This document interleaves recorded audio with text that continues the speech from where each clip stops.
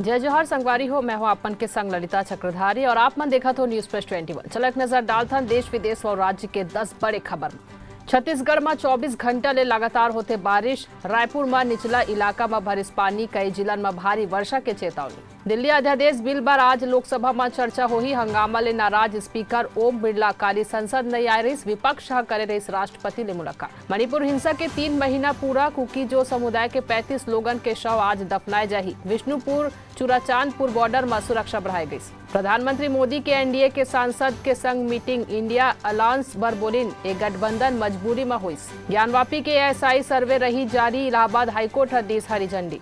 हरियाणा हिंसा के बाद अब नूह में भी घलो कर्फ्यू है जारी। उत्तर प्रदेश में नाबालिग ने दुष्कर्म के बाद आरोपी ला जमानत मिली। लंबा समय तक संबंध बनाए के बाद एफआईआर में कोठा उठा रहे सवाल। ब्रिजभूषण के खिलाफ एनजीटी जारी करी जांच के आदेश। अवैध रेत खनन ले जुड़े हैं मामला। हिमाचल में दिल्ली शिमला नेशनल हाईवे में 5 लैंडस्लाइड के बाद अगले 2 दिन तक रही बंद। ड्रग्स केस में शारजाह जेल ले रिहा होए के बाद मुंबई पहुंची बॉलीवुड एक्ट्रेस कृष्ण परेरा। ऐसे ही तमाम बड़े जानकारी ले लगातार अपडेट रह देखत रहो न्यूज प्लस 21 आप मन के हक के बाद।